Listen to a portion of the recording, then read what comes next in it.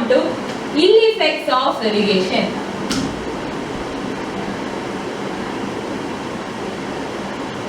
Ill effects of irrigation. First one, breeding places for mosquitoes. Breeding places for mosquitoes.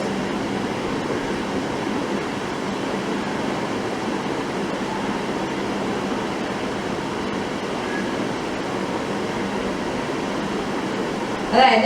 Due to excess application of water and leakage of water, ponds and depressions get filled up with water and create breeding places for mosquitoes. And if the canal is leaky, mosquitoes breed along the canal and spread malarial conditions. അതായത് നമ്മൾ ഇറിഗേഷനകത്ത് excess application of water കാരണം excess application of വാട്ടറും ഇറിഗേഷനകത്ത് വരുന്ന excess application of വാട്ടറും leakage of വാട്ടറും കാരണം പോൺസും ഡിപ്രഷൻസും എല്ലാം ഫില്ലായിരിക്കും. ആൻഡ് ഈ വാട്ടർ ഇങ്ങനെ ഫില്ല് ചെയ്ത് സ്റ്റാൻഡിങ് വാട്ടർ എല്ലാം they are breeding places for mosquitoes. അതുപോലെ തന്നെ കനാൽസ് ലീക്കി കനാൽസ് ആണെങ്കിൽ mosquitoes will breed along the canal and spread malarial conditions. അതാണ് ഒരു ഇൽ effect, breeding place for mosquito. Next is water logging.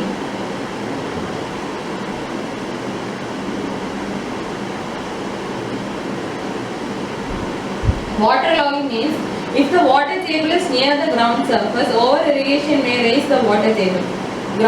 Water table എന്ന് പറയുന്നത് ground surface നോട് close ആണെങ്കിൽ over irrigation may rise the water table. This saturates the root zone of crops completely and causes efflorescence and whole area becomes waterlogged. അതാണ് നമ്മൾ ആദ്യം ബെനിഫിറ്റിൽ പറഞ്ഞത്.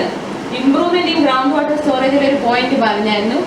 Root സോണിനെക്കാളും well below ആണ് ground water table എങ്കിൽ ground water storage improve ചെയ്യുന്നത് always beneficial. പക്ഷേ ഈ ground സർഫസിനോട് ചേർന്നാണ് ഗ്രൗണ്ട് വാട്ടർ ടേബിൾ എങ്കിൽ നമ്മൾ ഇറിഗേഷൻ ചെയ്യുന്നതാണ്. അതായത് അങ്ങനെയാണെങ്കിൽ over irrigation may rise the water table and saturate the root zone completely. Over irrigation കാരണം റൂട്ട് സോൺ കംപ്ലീറ്റ് ആയിട്ട് സാച്ചുറേറ്റ് ചെയ്യും. കാരണം എന്താണ്, ഓവർ ഇറിഗേഷൻ കാരണം വാട്ടർ ടേബിൾ റൈസ് ചെയ്യുന്നു, complete saturation of root zone occurs. അങ്ങനെ സംഭവിക്കുമ്പോഴാണ് എഫ്ലോറസെൻസും and the whole area becomes water log. Third is damp climate.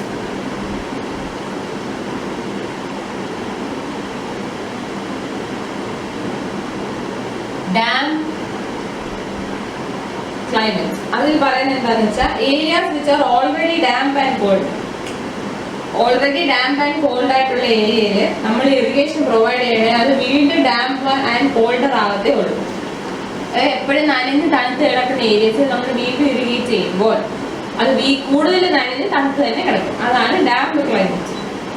So these are the ill effects of irrigation. അതായത് excess ഇറിഗേഷനും unscientific use of irrigation വാട്ടറും ആണെങ്കിൽ, if you are over irrigating an area or if you are adopting unscientific use of irrigation water നമ്മൾ scientifically use ചെയ്യണം, അല്ലാതെ unscientific മെത്തേഡ്സിൽ use ചെയ്യുവാണെങ്കിലാണ് ഈ ഇൽ effects ഒക്കെ ഉണ്ടാകുന്നത്.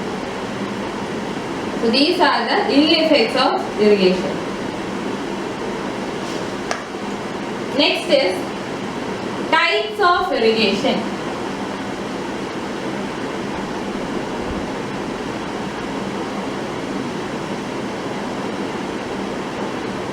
Types of irrigation. Types of irrigation le broad classification എന്ന് പറയുന്നത്, first broad classification is flow irrigation and lift irrigation. Flow irrigation and lift irrigation ആണ് the major classification of types of irrigation. Flow irrigation and lift irrigation. Flow irrigation is the type of irrigation in which supply of irrigation water is available at such a level that it is conveyed onto the land by gravity flow. Flow irrigation എന്ന് പറയുന്നത് type of irrigation in which supply of water is available at such a level that it is conveyed to the land by gravity flow. Gravity flow കൊണ്ട് നമ്മൾ water supply ചെയ്യുവാണെങ്കിൽ അതിനെ flow irrigation എന്ന് വിളിക്കും. അപ്പോൾ irrigation water ആ ഒരു ലെവലിലായിരിക്കും വെച്ചേക്കുന്നത്. അതായത് അവിടെ നിന്ന് by the force of gravity we can supply water to land. അതായത് ഗ്രാവിറ്റി വഴി വാട്ടർ സപ്ലൈ ചെയ്യും. Whereas Lift irrigation is practiced when water supply is at too low a level to run by gravitation on the land. അതായത് water level ആ ഒരു high ലെവലല്ല, വളരെ law ലെവലായിരിക്കും. So that gravity കാരണം നമുക്ക് water supply ചെയ്യാൻ പറ്റില്ല. അങ്ങനെയുള്ള കേസിൽ ലിഫ്റ്റ് ഇറിഗേഷൻ യൂസ് ചെയ്യും. ലിഫ്റ്റ് ഇറിഗേഷനിൽ ഇറിഗേഷൻ ഫ്രം എക്സാമ്പിൾ വരുന്നത് ഇറിഗേഷൻ ഫ്രം വെൽസ്. അതായത് we have to lift water by using some mechanical means ഉപയോഗിച്ച് വാട്ടർ ലിഫ്റ്റ് ചെയ്ത് കൊടുക്കണം. അതായത് water will be at a low level so that it cannot be supplied by the action of gravity. So irrigation from wells is an example of lift irrigation in which subsoil water is lifted up to the surface and then conveyed to agricultural fields. Flow irrigation എന്ന് പറഞ്ഞാൽ water is kept, irrigation water is kept at such a level that it is supplied to the land by gravitation, whereas lift irrigationil ഒരു law ലെവലിലായിരിക്കും, അതുകൊണ്ട് gravitation വഴി supply ചെയ്യാൻ പറ്റില്ല. അതിന്റെ ഒരു example ആണ് well where water is up. അതായത് lift ഇറിഗേഷനിൽ we need to use some mechanical means. ഇനി ഫ്ലോ ഇറിഗേഷനെ നമുക്ക് രണ്ടായിട്ട് ക്ലാസിഫൈ ചെയ്യാം, perennial and inundation. Perennial irrigation and inundation irrigation. Perennial ഉണ്ട്, inundation. ഇതിലെ first one is perennial irrigation. ഈ perennial irrigation system എന്ന് പറഞ്ഞാൽ water required for the irrigation is supplied in accordance with the crop requirements throughout the crop period. ക്രോപ്പിന്റെ requirement അനുസരിച്ച് throughout the crop period irrigation water provide ചെയ്യുന്നു. അതാണ് perennial. Perennial എന്ന് പറഞ്ഞാൽ throughout the year അല്ലെങ്കിൽ throughout the period. അങ്ങനെയാണ് perennial irrigation system. അതായത് ക്രോപ്പിന്റെ റിക്വയർമെന്റ് അനുസരിച്ചുള്ള വാട്ടർ ക്രോപ്പ് പീരീഡിന് ത്രൂ ഔട്ട് പ്രൊവൈഡ് ചെയ്യുന്നു. അതാണ് perennial irrigation. For such a system, some storage networks such as dams and storage areas or barrages are required to store the excess water during floods and release it to the crops as and when required. അതായത് throughout the crop period നമുക്ക് water provide ചെയ്യണമെന്നുള്ളത് കൊണ്ട് നമ്മൾ ഈ excess flood സമയത്തുണ്ടാകുന്ന excess water എല്ലാം ഒരു dam അല്ലെങ്കിൽ storage വെയറോ ബാരേജോ use ചെയ്ത് നമ്മൾ അതിനെ സ്റ്റോർ ചെയ്ത് വെച്ചിട്ട് ആവശ്യം അനുസരിച്ച് സപ്ലൈ ചെയ്യാം. അതാണ് perennial irrigation. Inundation irrigation is carried out by deep flooding and through saturation of the land to be cultivated, which is then drained off prior to the planting of crop. Inundation irrigation എന്ന് പറഞ്ഞാൽ നമ്മൾ crop cultivate ചെയ്യാൻ ഉദ്ദേശിക്കുന്ന ലാൻഡിൽ deep ഫ്ലഡിങ്ങും സാച്ചുറേഷനും വഴി irrigation carry out ചെയ്യും. എന്നിട്ട് ഈ ക്രോപ്സിനെ plant ചെയ്യുന്നതിന് മുമ്പ് വാട്ടറിനെ ഡ്രെയിൻ ചെയ്ത് കളയും. എവിടെയാണോ കൾട്ടിവേറ്റ് ചെയ്യാൻ ഉദ്ദേശിക്കുന്നത് ആ ലാൻഡിൽ നമ്മൾ ഇറിഗേഷൻ എങ്ങനെയാണ് ക്യാരി ഔട്ട് ചെയ്യുന്നത്? By deep flooding and thorough saturation. Deep ഫ്ലഡിങ്ങും തറോ സാച്ചുറേഷനും വഴി ഇറിഗേഷൻ ക്യാരി ഔട്ട് ചെയ്തിട്ട് ക്രോപ്പ് പ്ലാന്റ് ചെയ്യുന്നതിന് മുമ്പായിട്ട് വാട്ടറിനെ ഡ്രെയിൻ ഓഫ് ചെയ്യും. So depending upon the source from which water is drawn, അതായത് നമ്മൾ ഏത് സോഴ്സിൽ നിന്നാണ് വാട്ടർ ഡ്രോ ചെയ്യുന്നത് അതിനെ ബേസ് ചെയ്ത് നമുക്ക് ഫ്ലോ ഇറിഗേഷനെ വീണ്ടും മൂന്നായിട്ട് ഡിവൈഡ് ചെയ്യാം. ഈ ഫ്ലോ ഇറിഗേഷനെ വീണ്ടും മൂന്നായിട്ട് ഡിവൈഡ് ചെയ്യാം based on source. Based on the source, we can divide the flow irrigation. Source from which water is drawn. Water എവിടെ നിന്നാണ് എടുക്കുന്നത് ആ സോഴ്സിനെ ഡിപ്പെൻഡ് ചെയ്യുന്നത് നമുക്ക് ഫ്ലോ ഇറിഗേഷനെ മൂന്നായിട്ട് ഡിവൈഡ് ചെയ്യാം. First one direct irrigation, storage irrigation, combined storage and diversion scheme. Direct അല്ലെങ്കിൽ diversion, second storage,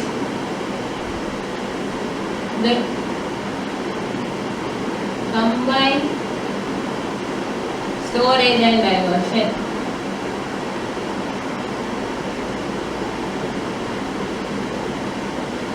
Now first one നോക്കാം, direct irrigation or river canal irrigation. അതാണ് diversion scheme.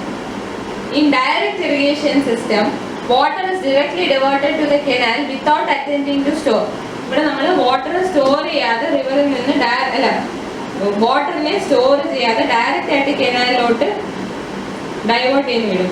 So in such a system, low diversion weir or diversion barrage is constructed across the river. ഒരു റിവറിന് across ആയിട്ട് law diversion weir അല്ലെങ്കിൽ diversion barrage construct ചെയ്യും. This raises the water level in the river and diverts the water to the canal, taking off upstream of the weir. ഫിഗറിൽ കാണിച്ചിരിക്കുന്ന പോലെ നോക്കിയാൽ മനസ്സിലാവും. ഇവിടെ എന്ന് പറഞ്ഞാൽ നമ്മൾ റിവറിൽ നിന്ന് കനാലിലോട്ട് വാട്ടറിനെ ഡയറക്റ്റ് ആയിട്ട് സപ്ലൈ ചെയ്യണം. എങ്ങും സ്റ്റോർ ചെയ്ത് വെക്കാതെ സപ്ലൈ ചെയ്യണം. അങ്ങനെ ചെയ്യുന്നതിന് വേണ്ടി നമ്മൾ എന്ത് കൺസ്ട്രക്ട് ചെയ്യുന്നു? We use a low diversion weir or diversion barrage is constructed across the river. റിവറിന് അക്രോസ് ആയിട്ട് ലോ ഡൈവേർഷൻ വിയറോ ഡൈവേർഷൻ ബാരേജോ കൺസ്ട്രക്ട് ചെയ്യും. അത് കൺസ്ട്രക്ട് ചെയ്യുന്നത് കാരണം water level in the river is raise and diverts to the canal which is taking off upstream of the weir. ആ വിയറിന്റെ അപ്സ്ട്രീമിൽ നിന്ന് ടേക്ക് ഓഫ് ചെയ്യുന്ന കനാലിലോട്ട് വാട്ടർ ഫ്ലോ ചെയ്യും. ഈ കൺസ്ട്രക്ഷൻ വരുന്നത് കാരണം, അതായത് ലോ ബാരേജോ ലോ ഡൈവേർഷൻ വിയറോ ഡൈവേർഷൻ ബാരേജോ കൺസ്ട്രക്ട് ചെയ്യുന്നത് കാരണം റിവറിലെ വാട്ടർ ലെവൽ റൈസ് ചെയ്തിട്ട് ഈ വിയറിന്റെ അപ്സ്ട്രീമിലുള്ള ഓഫ് ടേക്കിംഗ് കനാലിലോട്ട് വാട്ടർ ഫ്ലോ ചെയ്യാൻ തുടങ്ങും. Next is storage irrigation or tank irrigation. Storage irrigation or tank irrigation. In storage irrigation, a solid barrier such as dam or reservoir or a dam or a storage weir is constructed across the river and water is stored in the reservoir or lakes or pond. ഈ storage സിസ്റ്റത്തിലാണെങ്കിൽ എന്താ, ഒരു dam അല്ലെങ്കിൽ ഒരു storage wear construct ചെയ്തിട്ട് അതിന്റെ റിസർവോയറിലോ ലേക്കിലോ എന്ത് ചെയ്യും? വാട്ടറിനെ store ചെയ്യും.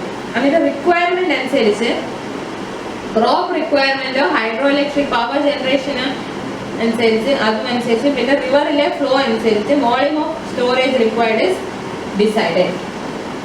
അതായത് ക്രോപ്പിന്റെ വാട്ടർ റിക്വയർമെന്റ് അല്ലെങ്കിൽ ഹൈഡ്രോ ഇലക്ട്രിക് പവർ ജനറേഷന്റെ റിക്വയർമെന്റ് അല്ലെങ്കിൽ റിവറിലെ വാട്ടർ ഫ്ലോ, ഇതിനെല്ലാം അനുസരിച്ചായിരിക്കും സ്റ്റോറേജിന്റെ വോളിയം ഡിസൈഡ് ചെയ്യുന്നത്.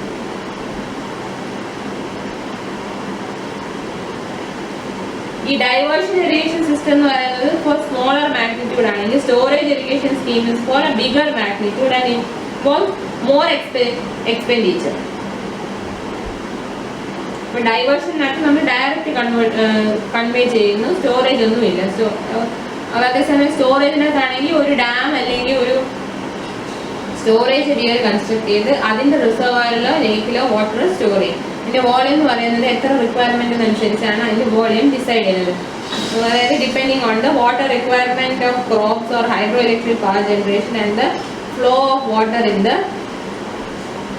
river. Next is combined storage, combined system, that is combined storage and diversion scheme.